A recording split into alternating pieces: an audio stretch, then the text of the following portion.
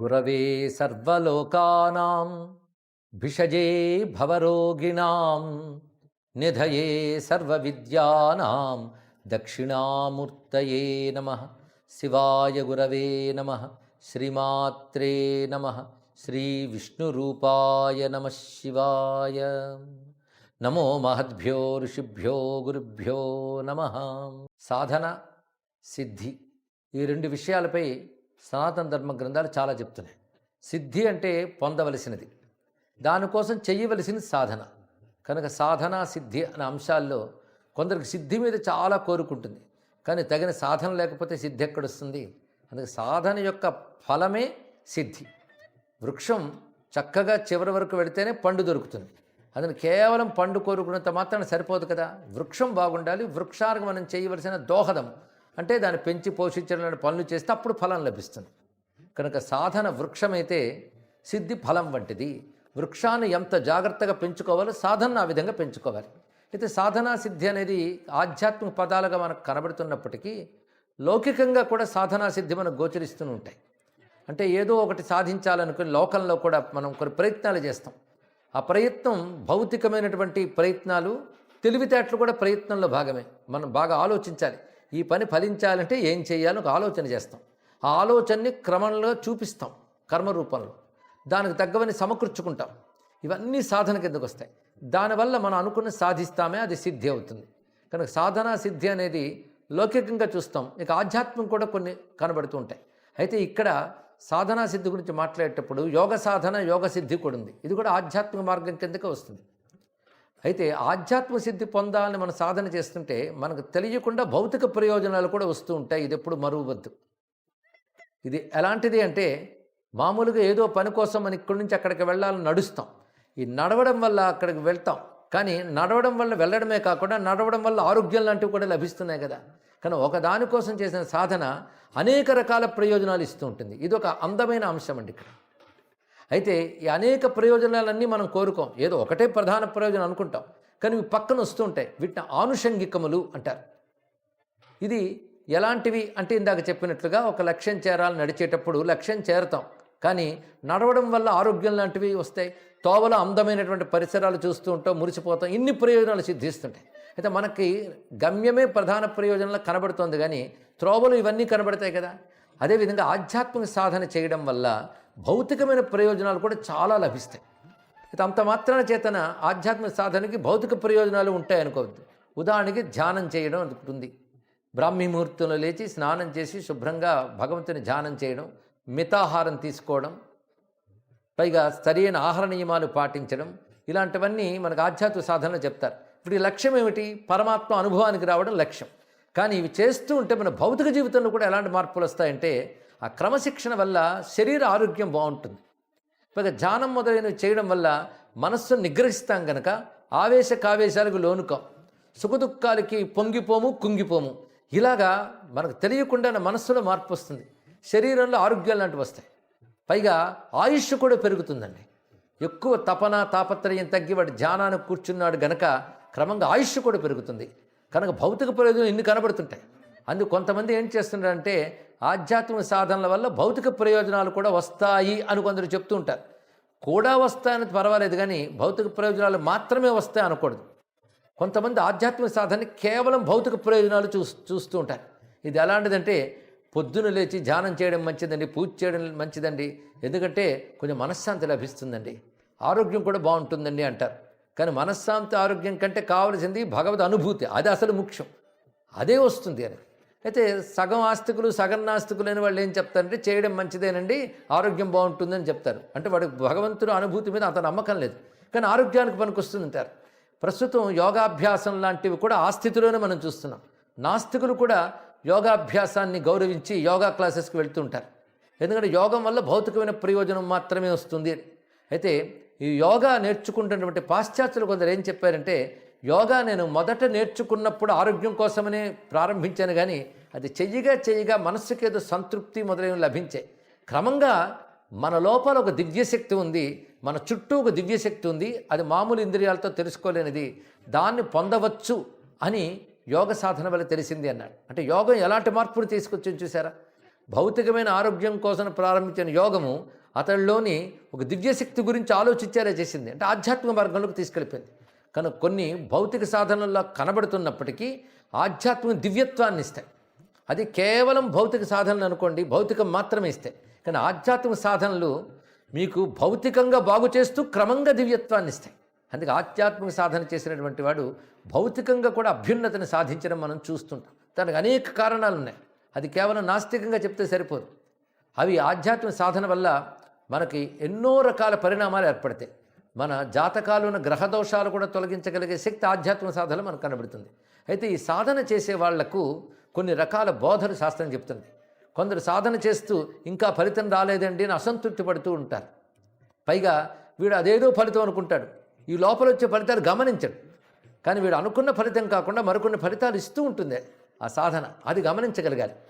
కొంతమంది సాధన వల్ల ఇదివరకటి స్థితి కంటే ఇప్పుడు ఇంకా బాగుంటారు, కానీ అది గుర్తించరు. అది వచ్చింది చాలా బాధాకరమైన విషయం. అందుకే సాధనలో ఎప్పటికప్పుడు చెక్ అనేది చాలా అవసరం. అంటే ఇదివరకు ఎలా ఉండేవాడిని, సాధనలో నా ప్రగతి ఎంత దాకా వచ్చింది, అప్పటికిప్పుడు కూర్చొని మార్పు ఏమిటి, ఇది తెలియాలి. అందుకని సాధన కూర్చోగానే వెంటనే ఏదో అద్భుతమైన దివ్యత్వంలో పడిపోవాలని, తాను ఏదో లోకానికి వెళ్ళిపోవాలని, ఏవో వండర్స్ జరిగిపోవాలని అనుకోవడం కాదండి. మిరాకిల్స్ జరిగిపోవాలని అనుకోకూడదు. సాధన చేస్తూ ఉంటే మన జీవితంలో మంచి మంచి మార్పులు వస్తుంటాయి. వాటిని ఎప్పటికప్పుడు పరిశీలిస్తుంటాయి. అసలు సాధన దశలో రావాల్సిన గొప్ప మార్పు ఏమిటంటే, ఇదివరకటి కంటే నాకు కామక్రోధాల తీవ్రత తగ్గిందా లేదా అని చెక్ చేసుకోవాలి. అది సాధనలో ముఖ్యం. అందుకే శక్నోతీహైవ యస్సోఢుం ప్రాక్శరీర విమోక్షణాత్ కామక్రోధోద్భవం వేగం సయుక్తస్స సుఖీ నరహ అనే మాటని భగవంతుడు గీతలో తెలియజేశాడు. దీని అర్థం ఏంటంటే, శరీరంలో క్రమక్రమంగా కామక్రోధాల వేగం తగ్గినట్లయితే వాడు యోగి అన్నారు. అంటే ఇదివరకటి కంటే సాధనలో దిగిన తర్వాత వాటి తీవ్రత తగ్గాలి. ప్రతిదాని కోసం తీవ్రమైనటువంటి వెంపర్లాట, తీవ్రమైన ఆవేశాలు, క్రోధాలు, వీటి తీవ్రత తగ్గాలి. ఇదే నిజానికి సాధన వల్ల వచ్చే గొప్ప సిద్ధి అండి, భౌతికంగా కనబడే సిద్ధి. అంతేగాని నేను మంత్ర సాధన చేస్తే నాకు మిరాకిల్స్ జరిగాయి ఇలాంటి చెప్పుకోవడం ఉందే, అది గొప్ప ఏం కాదు. గొప్ప మిరాకిల్ ఏంటంటే మనలో మంచి పరివర్తన రావడమే గొప్ప మిరాకిల్. మనలో ధర్మ ప్రవృత్తి ఏర్పడాలి, సాత్వికత పెరగాలి, జ్ఞాన తృష్ణ ఏర్పడాలి, ఉన్నతమైన స్థితి కోసం మంచి ప్రయత్నాలు చేయగలగాలి. ఇవే నిజమైన పరిణామాలు. అవి లభించాయా తప్పకుండా పూర్ణసిద్ధి ఎప్పటికైనా వస్తుంది. కానీ పూర్ణసిద్ధి లోపల ఇవన్నీ సిద్ధుల కిందే భావించాలి. మరికొంతమందికి ఆధ్యాత్మిక సాధన చేస్తుంటే కొన్ని వండర్స్ కూడా కనిపిస్తాయి, కానీ గొప్ప సిద్ధులుగా ఎవరు భావించరు. అవి చాలా అల్పములే, ఇది తెలుసుకోవాలి. అందుకే ఒకసారి రామకృష్ణ పరమహంస వద్దకు ఒకడు వచ్చి, నేను 12 ఏళ్ళు హిమాలయాల్లో సాధన చేసి ఒక సిద్ధి పొందేనండి అన్నాడు. ఏమిటా సిద్ధి అంటే, నీటి మీద నడిచి వెళ్ళగలనండి అన్నాడు. ఏది చూపించన్నారు. వెంటనే అక్కడ కలకత్తాలో గంగానది మీద నడిచి వెళ్ళి వచ్చాడు ఆయన. ఇక్కడ చూసారా సాధన చేశారండి అన్నాడు. ఒక పడవవాడికి 50 పైసలు ఇస్తే సులభంగా దాటించేస్తాడే, దీనికోసం నువ్వు 12 ఏళ్ళు కష్టపడ్డావా అన్నట్టు పరమహంస. దీని అర్థం ఏంటి? ఇలాంటి మిరాకిల్స్ సాధించడం గొప్పేమీ కాదండి. అన్నిటికంటే గొప్పది మనలో మంచి పరిణామం రావాలి, ఆ భగవత్తత్వాన్ని అనుభూతులకు తెచ్చుకోగలగాలి. అది సిద్ధి అంటే. అంతేగాని మన సాధన మొదలుపెట్టి నాకేం మిరాకిల్స్ కనిపించట్లేదు అని అనుకోరాదు. అదేవిధంగా సాధనలో కూడా మనం సరిగ్గా చేస్తున్నామా లేదని అప్పటికి కూడా సందేహం కలుగుతుంటుంది. అయితే అది మంచిదే, జాగ్రత్త పడడానికి పనికొస్తుంది. కానీ ఎప్పుడూ సందేహపడుతూనే సాధన చేయకూడదు. కొంతమంది నేను సరిగ్గా చేయలేకపోతున్నాను అసంతృప్తితోనే రోజు సాధన చేస్తారు. ఒకటి గుర్తుపెట్టుకోవాల్సింది, గురువు ద్వారా నేర్చుకున్న సాధన క్రమం తప్పకుండా చేయగలుగుతూ ఉండాలి, ఎప్పటికప్పుడు పరిశీలించుకుండాలి. అంతేగాని ఎప్పటికప్పుడు నిరుత్సాహం మాత్రం పడరాదు. పైగా సాధన గురించి చెప్తూ గొప్ప మాట చెప్పారు. మృద్గేహి కాల్పదేహాపి ముఖాగ్రేణాత్యనీయస కరోతు మృద్భారచయం ఉపదేశస్య యోగినః. ఎప్పుడైనా సాధకుడు అధైర్యపడరాదు. ఇది చాలా ముఖ్యం. ఎందుకంటే ఒక పాజిటివ్ థాట్తో సాధన చేయాలి. తప్పకుండా నేను చేస్తున్న సాధన ఫలిస్తుంది అనే భావం ఉండాలి. అది మన సాధనలో ముందుకు తీసుకెళ్తుంది. పైగా నేను సరిగ్గా చేస్తున్నా లేను, సిద్ధిస్తుందో సిద్ధించదో అని అధైర్యం పడకూడదట. నువ్వు ఎంత చేసినప్పటికీ అది వ్యర్థం కాదు. స్వల్పమప్యస్య ధర్మస్య త్రాయతే మహతో భయాత్ అని గొప్ప మాట ఉన్నది. కొద్దిపాటి ధర్మం చేసినా అది మనల్ని పెద్ద ఆపద నుంచి కాపాడగలదు. కొద్దిపాటి ధర్మానికి కూడా శక్తి ఉన్నది. ఆ కారణం చేతనే కొద్దిపాటి సాధనైనా ఉత్కృష్టమైన ఫలితాన్ని ఇస్తుంది. ఏకకాలంలో పెద్ద సాధన చేసేలా అనుకోకూడదు. కొద్ది సాధనే మహాఫలితాన్ని ఇస్తుంది. అది ఎలాంటిది అంటే, ఈ చీమలు, చెదపురుగులు మొదలైనవి కొంచెం మట్టిని, తమ నోరనగా ఎంత ఉంటుంది దానితో మట్టిని తీసుకొస్తే క్రమక్రమంగా పుట్టలు చేస్తాయి. అది చూస్తేనే మనకు ఆశ్చర్యం కలుగుతుంది. అంటే అల్పమైన మట్టి ప్రమాణాలు క్రమంగా తీసుకొచ్చి పెద్ద పుట్టని చేస్తున్నాయి కదా. అలాగే మనం చేస్తున్న కొద్ది సాధనైనా తప్పకుండా గొప్ప సిద్ధినిస్తుంది అనేటువంటి ఒకానొక సానుకూలమైన ఆలోచనతో సాధన చేస్తూ ఉండాలి. ఇదే విషయాన్ని మరొక చోట విద్యలు కానీ సాధనలు కానీ క్రమక్రమంగా వస్తాయి కానీ హఠాత్తుగా మొత్తం వెంటనే సాధించేయాలనుకోకూడదు.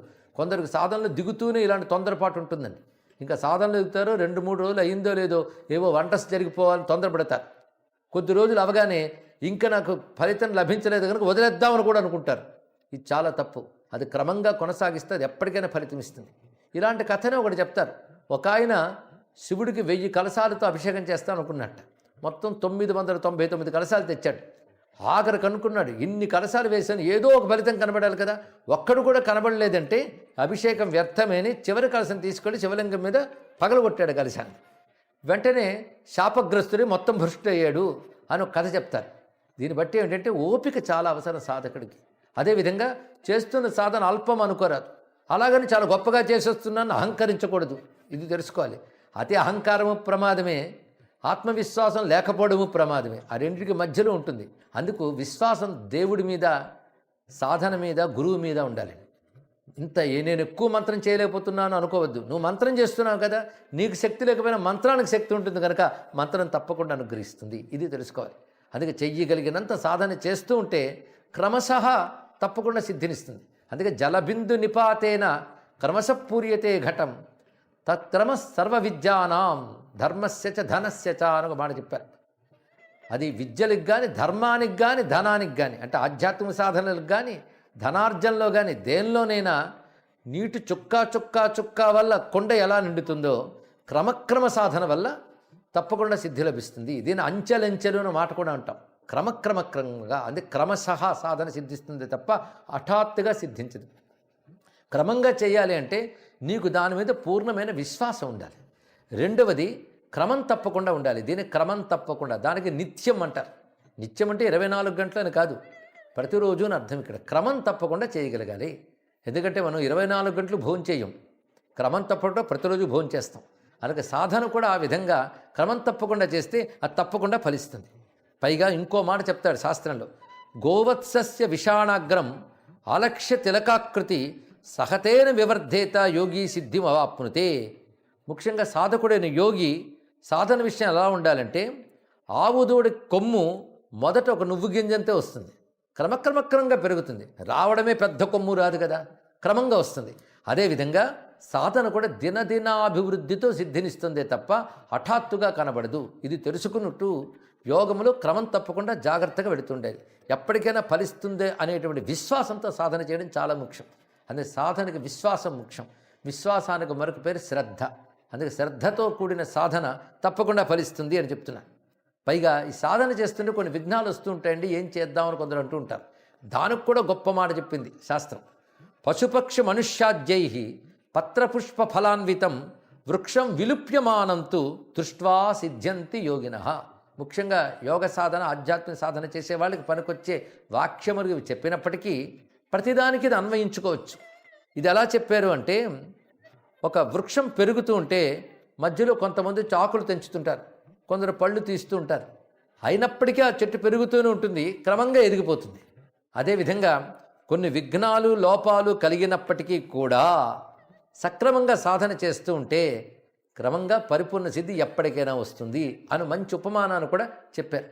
ఇలా మనం గమనించుకుంటూ ఉంటే ఇలాంటి వాక్యాలు మనకు సాధనలో మరింత స్ఫూర్తినిస్తాయి, విశ్వాసాన్ని ఇస్తాయి. అదే సాధనలో మార్గంలో దిగిన తర్వాత సంతృప్తిగా సాధన చేయాలి.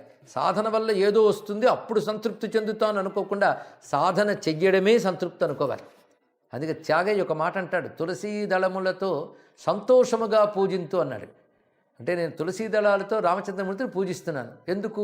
ఈ పూజ అనే సాధన వల్ల నాకు రాముడు ఏదో ఇస్తాడు, లేకపోతే రాముడు ఏదో కనబడతాడు, అప్పుడు నేను సంతృప్తి చెందుతాను అనకుండా రాముని పూజించడమే సంతృప్తి అనుకున్నాడండి. అదే తెలుసుకోవాలి ఇక్కడ. పూజ వల్ల ఏదో వస్తుందో అది సంతృప్తి అని కాకుండా పూజయే సంతృప్తి. ఎందుకంటే ఆ భావం చాలా గొప్పది. సాధన చెయ్యడమే ఒక భాగ్యం. సాధన వల్ల ఏదో వస్తుందో అది భాగ్యం అనుకోవడం కాదు, సాధనయే భాగ్యం. అందుకే సాధన చేస్తూ సాధన పట్లే సిద్ధి దృష్టి ఉండగలగాలి. ఉదాహరణకు మంత్రం చేస్తున్నాం, మంత్రం వల్ల ఏదో వస్తుంది అనుకోకుండా మంత్రం చేసే భాగ్యం నాకు లభించింది, మంత్రం నాకు లభించింది అనుకుంటే సిద్ధేగా.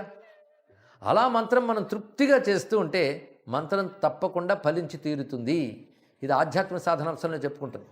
పైగా మంత్రము, భగవత్ సాధన ఇవి చాలా దివ్యములండి. భౌతిక సాధనల కంటే చాలా దివ్యములు. ఉదాహరణకి ఒకడికి అనారోగ్యం వచ్చింది. ఆ అనారోగ్యం నుంచి బయటపడడం కోసం రకరకాల చికిత్సలు పొందుతాడు, ఔషధాలు తీసుకుంటాడు.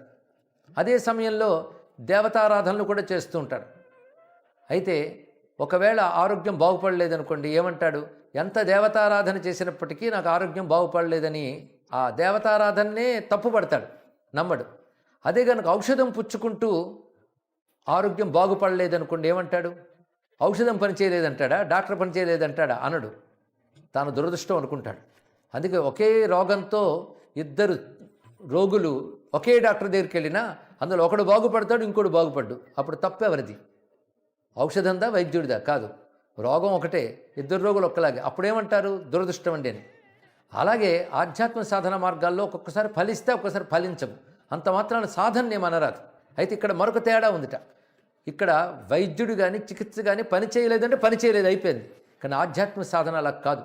ఒకవేళ ఇవాళ పని చెయ్యన్నట్టు కనబడ్డప్పటికీ కూడా ఆధ్యాత్మిక సాధన అనేటువంటి ఒక పవిత్రమైన పుణ్యకర్మ ఫలం దాగి ఉంటూ మరొక సందర్భంలో మరొక విధంగా పనిచేస్తుంది. అది పుణ్యముగా మారి మరొక కోణంలో పనిచేస్తుంది. అది అద్భుతం. అందుకే సాధనలన్నింటిలోని శాస్త్రము చెప్పిన ఆధ్యాత్మిక సాధన అంటే దైవాన్ని ఆశ్రయించడం, ఒక పవిత్రమైన జీవన విధానంలో ఉండడం, ఇది ఎప్పటికీ వ్యర్థము కాదు. ఇది తెలుసుకోవాలి. అందుకే అన్నమయ్య యొక్క మాట అంటాడు, ఏ పురాణములు ఎంత వెతికినా శ్రీపతి దాసులు చెడరెన్నడును అన్నారు. ఇక్కడ అంటే నువ్వు పురాణాలు వెతుకు, లేదా గత చరిత్రలు వెతుకు. పురాణం అంటే గత చరిత్ర, కేవలం రాయబడ్డ పురాణాలే కాకుండా ఎందరో పెద్దవాళ్ళ జీవిత అనుభవాలు చూడాలి. అవి వెతికితే శ్రీపతి దాసులు చెడరెన్నడును, భగవద్దాసులు ఎప్పుడు చెడిపోరు అని అర్థం. అందుకే భగవద్భక్తులకి నాశనం అనేది లేదు, చెడరెన్నడును. ఇది తెలుసుకోవాల్సి ఇక్కడ. ఈశ్వర సాధనలో అంటే ఈశ్వరుని ఉద్దేశించి చేసే సాధనలు మనిషిని ఎప్పటికైనా బాగు చేస్తాయి. అయితే మనం అనుకున్న బాగు కాకుండా మరొక రకమైన బాగు కూడా మన జీవితంలో ఉంటుంది. అది గమనించుకోవాలి. అలాగా సాధన పట్ల ఒక సకారాత్మక ధోరణి, ఒక పాజిటివ్ యాటిట్యూడ్ చాలా అవసరం అండి. దీనికి సత్ఫలం ఉంటుంది, ఇది మంచిది. పెద్దలందరూ నడిచి సిద్ధి పొందిన త్రోవ ఇది కనుక, పెద్దలు నడిచి సిద్ధి పొందారు కనుక ఇది చాలా గొప్పది అని ఒక సద్భావం దాని ముందు ఏర్పడాలి. ఈ సద్భావం లేకపోవడం వల్లనే చాలామంది సాధనలు దెబ్బతింటూ ఉంటాయి. కొంతమంది కొద్దిపాటి సాధనతో గొప్ప ఫలితాలు పొందడం చూస్తుంటాం. కొంతమంది ఎంత చేసినా సిద్ధి రాదే. ఇది ఎలాంటిది అంటే, ఒకే పాఠశాలలో ఇద్దరు విద్యార్థుల్లో ఒకడు అదే పాఠం వింటూ ర్యాంక్ తెచ్చుకుంటాడు, ఒకడు అదే పాఠం వింటూ తెచ్చుకోడు. దానికి టీచర్ తప్ప, విద్యుత్ తప్ప అంటే వాళ్ళ బుద్ధిలో లోపం. అదేవిధంగా సాధకుల్లో కూడా అనేక రకాలు ఉంటారు. కానీ ఎటువంటి సాధకుడికైనా శ్రద్ధ గట్టిగా ఉన్నప్పుడు, సద్భావం ఉన్నప్పుడు, నిరుత్సాహపడకుండా ముందుకు కొనసాగుతూ ఉంటే అది తప్పకుండా ఫలించి తీరుతుంది అని ఒక అద్భుతమైనటువంటి అభయవాక్యాన్ని మనకి తెలియజేస్తున్నారు. అందుకే ఎప్పుడు కూడా క్రమం తప్పకుండా అనే మాట ఉన్నది. అనునిత్యం చేయాలి. అనునిత్యం చేసేదాన్ని అనుష్ఠానం అంటారు.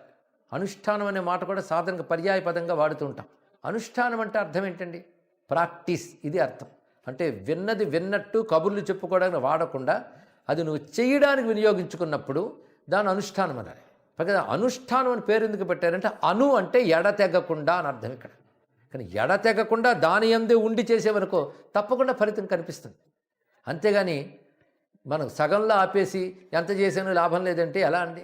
సాధన ఎలా ఉండాలి అనేది యోగశాస్త్రం చెప్తూ, సతు దీర్ఘకాల నైరంతర్య సత్కారాసేవితో దృఢభూమి అని పతంజలి యోగసూత్రం చెప్పాడు. దీర్ఘకాలము నైరంతర్యము అని సాధనకు రెండు లక్షణాలు ఉండాలి. దీర్ఘకాలం అంటే బహుకాలం చేయాలి, బహుకాలం చేయాలి, నిరంతరము చేయాలి. నిరంతరం అంటే ఎడతెగకుండా చేయాలి. రెండు లక్షణాలు ఉండాలి. ఒక ఆయన అన్నాడు, నేను సంవత్సరం పాటు చేశానండి లలితా శాస్త్రము విష్ణు శాస్త్రము, కానీ ఫలితం కనబడలేదంటే సంవత్సరం పాటు చేశారంటే నెలకొకసారి అండి అన్నట్టు. ఇంకేం గొప్పండి? అది నెలకొకసారి చేసినంత మాత్రాన్ని సరిపోతుందా? లేదా సంవత్సరానికి ఒకసారి చేసి సంవత్సరం అంతా చేశానంటే అవుతుందా? అదే నిరంతరాయంగా జరగాలి, ఎక్కువ కాలం జరగాలి. కానీ సాధన ఫలితం ఇవ్వడానికి ఎల్లవేళలా జరగాలి, అదేవిధంగా ఎడతెగకుండా జరగాలి. ఇది చాలా ముఖ్యమైన అంశం. అందులో సిద్ధి గొప్పదైనప్పుడు సాధన గొప్పగా ఉండాలి. ఇది గుర్తుపెట్టుకోవాలి. మామూలుగా ఒక మెట్టు ఎక్కడానికి పెద్ద వ్యాయామాలు చేయక్కర్లేదు, కానీ ఒక మహాపర్వతం అధిరోహించాలంటే ముందు చాలా వ్యాయామం చేయాలా లేదా? ఎందుకంటే సిద్ధి గొప్పదైనప్పుడు సాధన గొప్పగా ఉండాలి. ఆధ్యాత్మిక సిద్ధి అనేది అన్ని సిద్ధుల కంటే గొప్పది కనుక ఆధ్యాత్మిక సాధన కూడా అన్ని సాధనల కంటే కష్టమైనటువంటిది. అది అంత కష్టం అంటే ఆధ్యాత్మిక సాధన చెప్పినంత తేలిక కాదండి. కొంతమంది అనుకుంటారు చాలా వాటికంటే ఈ ఆధ్యాత్మిక మార్గం భక్తి మార్గం సులభమని. కానీ భక్తి మార్గమే మహా కష్టం. అందుకే తెలియలేరు రామా భక్తి మార్గమును అని త్యాగయ్య కూడా చెప్పారు. భక్తి మార్గం అంత తేలికేం కాదు. పైగా క్షురస్య ధార అని కఠోపనిషత్తు చెప్పింది. కత్తివాదర మీద నడక లాంటిదిట. సాధారణంగా ఈ మ్యాజిక్లు మొదలైనవి చేసేవాళ్ళు, సర్కస్లు చేసేవాళ్ళు తాడు మీద నడుస్తారు. అది చూసి మనం ఆశ్చర్యపోయి వాళ్ళకి చాలా బహుమతులు ఇస్తాం. కానీ తాడు మీద నడవడం కోసం వాళ్ళు ఎంత సాధన చేసి ఉంటారు. సాధనతో అది సాధ్యమయ్యిందా లేదా? అదే సాధన ఉన్న పనులు సమకూరు ధరలో అని అన్నారు. సాధనలో ఉండవలసింది నిరుత్సాహపడరాదు, ఓపిక ఉండాలి. ఎప్పటికప్పుడు ఫలితం వచ్చేయాలని తొందరపాటు పనికిరాదు. క్రమశః ఫలితాలు వస్తూ ఉంటాయి. వస్తున్న సత్ఫలితాలు తెలుసుకుంటూ సంతృప్తి పడుతూ వెళ్తూ ఉండాలి. అదే మనకు వస్తున్న కొద్ది సత్ఫలితాలుగా కొంత సంతృప్తి పడితే మరొక సాధనకు ముందుకు వెళ్ళడానికి కూడా ఉత్సాహం మనకు కలుగుతుంది. కనుక పూర్ణ సంతృప్తి పనికిరాదు, అసంతృప్తి పనికిరాదు. మనం కొద్ది పాఠసాధన చేసి దొరికిన దాంతోనే సంతృప్తి పడిపోకూడదు. అలాగని చెప్పి అసంతృప్తి పడకూడదు. అసంతృప్తి పడితే ఉత్సాహం ఉండదు. దొరికిన కొద్ది దానికి సంతృప్తి పడుతూ ఇది సరిపోదు ఇంకా ఉంది సాధించాలని ముందుకు వెళ్ళగలగాలి. అందుకే సాధకుడికి ఎన్ని రకాల ధైర్యాలనిచ్చి ఎలాంటి ఆలోచన దృక్పథం ఉండాలో కూడా ఋషులు మనకు తెలియజేశారు.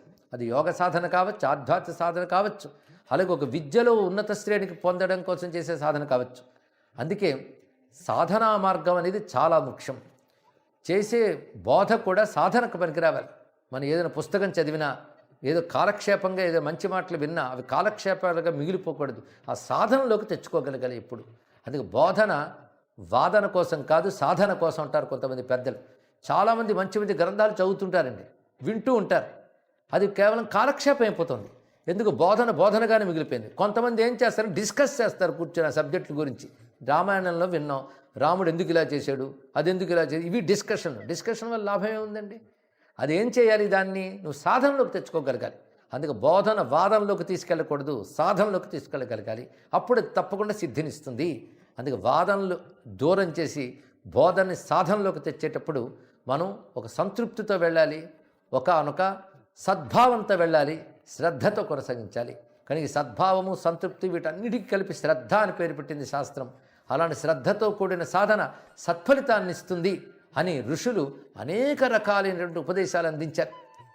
ప్రధాన సూత్రం మాత్రం ఇదే. ఎన్నో ఉపమానాలతో ఉపదేశాలు అందిస్తూ ఋషులు చెప్పిన మాటలు వాళ్ళు తెలుసుకున్న సాధనలో ప్రతి వాళ్ళు ప్రయోజనాన్ని సాధింతురుగాక. స్వస్తి.